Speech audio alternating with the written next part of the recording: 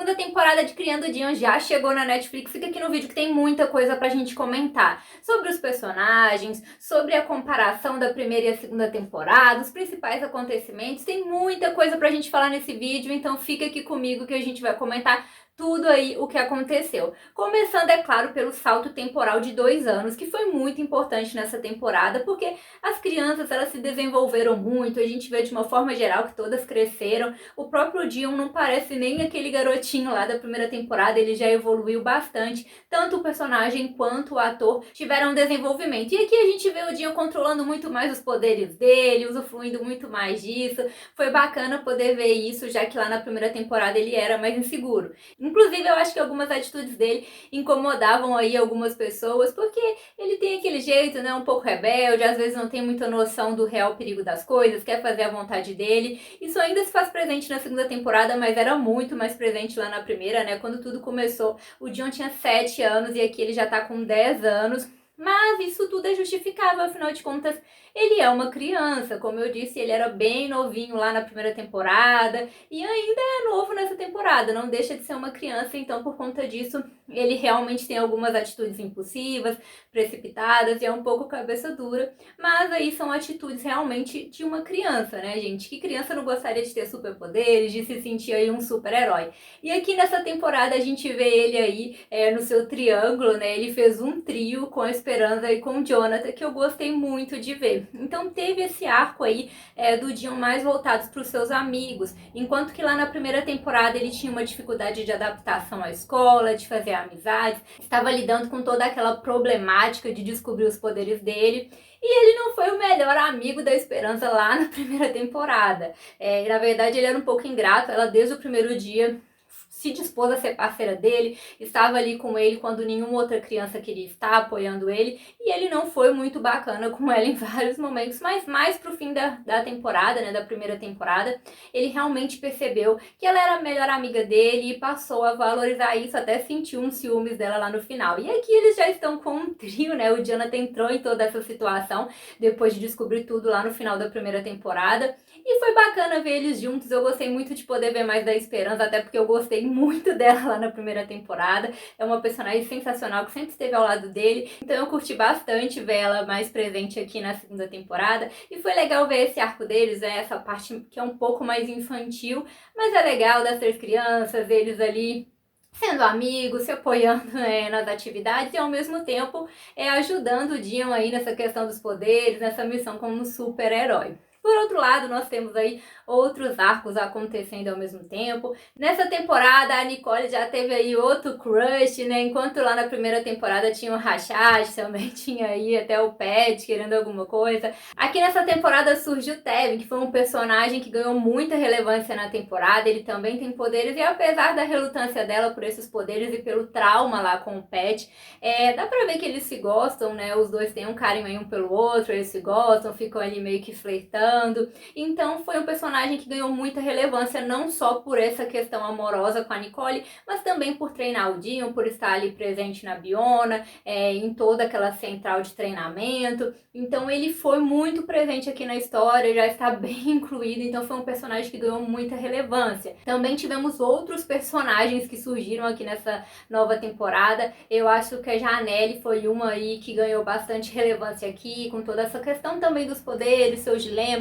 Então nessa temporada a gente pôde conhecer outras pessoas com poderes, enquanto que lá na primeira temporada as coisas ficaram mais voltadas pro Dion e ali tinha a Charlotte, né, que foi quem a gente viu um pouco mais, e passou rapidamente ali o Walter, a gente não viu tanto assim sobre ele e o Brayden lá na primeira temporada. Aqui já tinha outras pessoas com poderes, aprendendo, evoluindo, lidando com as suas próprias questões, então foi interessante poder aí expandir um pouco esse universo e não ficar tudo tão voltado assim só pro Dion e a Nicole. Então as coisas aí se expandiram bastante aqui nessa temporada. Também ocorre todo um drama aqui com a Nicole, pensando que ela ia morrer, mas acho que todo mundo sabia que no final eles iam dar um jeito e que ia dar tudo certo para ela sobreviver, e foi exatamente o que aconteceu ali no final de tudo. E a gente teve a figura do Brayden, que apareceu bastante nessa temporada, e também a volta do Pat, gente. Lá na primeira temporada, o Pat, sem sombra de dúvidas, para mim foi um personagem super marcante. Ele era bem carismático,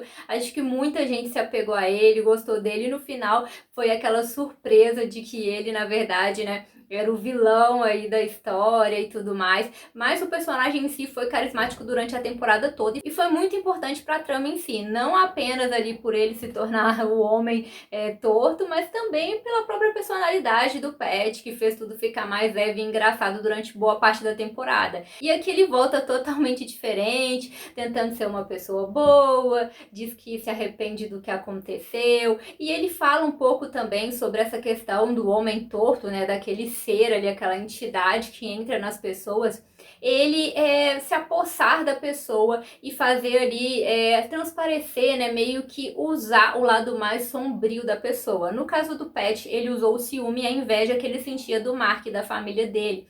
Então ele se aproveitou disso para poder aí induzir o Pat e conseguir controlá-lo. E aqui com o Brayden ele usa a carência dele. O Brayden não é um menino ruim. Desde lá da primeira temporada a gente vê uma carência muito grande dele. Quando ele perde o pai, ele pede para Charlotte levar ele com ela. E ele fica ali meio chateado porque ele vê nos pensamentos dela que ela estava protegendo um garoto chamado Dio, mas que ela não queria protegê-lo. E aqui na segunda temporada não foi diferente. Ele se sente completamente sozinho, perdeu a tia, perdeu os pais, então ele tem uma carência emocional muito grande. E aí essa entidade se aproveita disso para fazer com que ele o siga, né? Sempre ele fica ali fazendo o discurso de que é o amigo dele, de que é quem vai estar com ele e tentando influenciá-lo a se levantar contra o Dion, já que ele tem poder ali para derrotá-lo.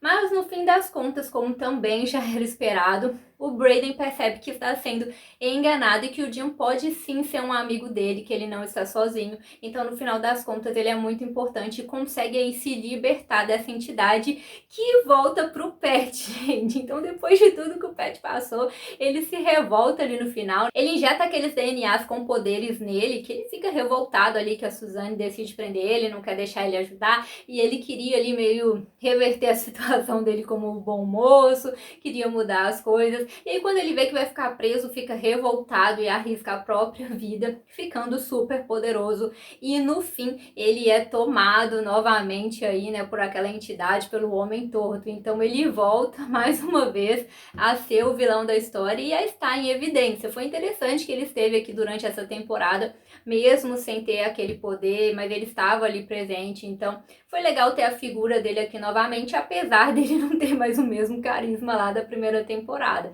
Mas sem sombra de dúvidas é inegável que é um personagem super importante, que com certeza vai ganhar mais relevância ainda agora que ele está poderoso e foi tomado novamente. Aqui nós vimos bem mais a Suzanne também, até porque a Biona participou muito, está fazendo treinamento com pessoas com poderes, e vimos a Biona aí de um lado positivo dessa vez, já que o objetivo é ajudar essas pessoas com poderes, ajudá-las a controlar e também preparar o mundo para receber essas pessoas, mas sempre tem alguém ali com más intenções, e dessa vez é o David, né, que desde sempre está querendo lucrar com toda essa história de superpoderes, e viu aí a oportunidade deles venderem esses DNAs, tornarem as pessoas poderosas, criarem armas. Então sempre tem alguém ali pensando no lucro e ele decide que o Pat pode ser aí um bom parceiro nos negócios, agora que a Biona não está interessada nele e que o Pat está super poderoso, né? Então sempre aparece alguém aí para atrapalhar as coisas e foi legal ver esse outro lado da Suzanne, né? Ela já não era uma pessoa ruim lá na primeira temporada,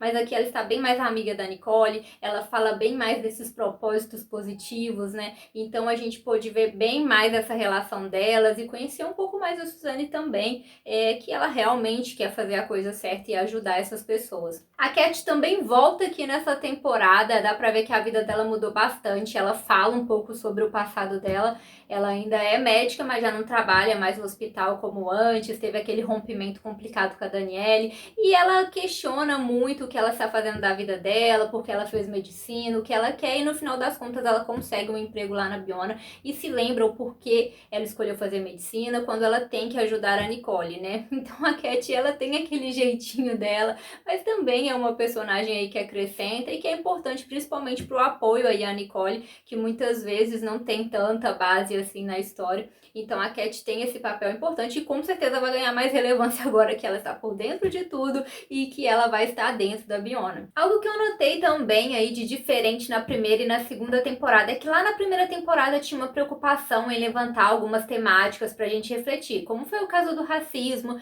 também a questão do consentimento, quando a Esperança fica chateada pelo Dian fazê-la levitar contra a vontade dela. Também tem até mesmo uma questão com a Cat, né, que esconde o relacionamento dentro do trabalho, da hierarquia, da sexualidade. Então haviam aí algumas questões que eles levantavam pra gente refletir que eram interessantes e que foram deixadas um pouco de lado aqui na segunda temporada. Em contrapartida, eles tiveram uma preocupação maior em apresentar novos personagens, em expandir ali, né, os arcos. Inclusive, isso tira um pouco, né, toda aquela pressão e todo aquele foco da Nicole e do Dean, que ficou muito ali focado neles lá na primeira temporada. Então aqui a gente tem um horizonte maior para ser explorado. Inclusive, eu acho que tem personagens com muito potencial para serem muito explorados ainda na próxima temporada, como é o caso da Janelle e também do Tevin. E eu também ia gostar bastante de continuar vendo o Brayden, até mesmo um outro lado do personagem, e seria legal ver ele aí, talvez dentro do grupo do Dean, né, com a Esperança e com o Jonathan. Poderia ser interessante ver um outro lado dele, ver ele poder suprir um pouco essa carência que ele sente. Afinal de contas, tudo isso foi porque ele se sente muito sozinho, porque ele perdeu as pessoas amadas.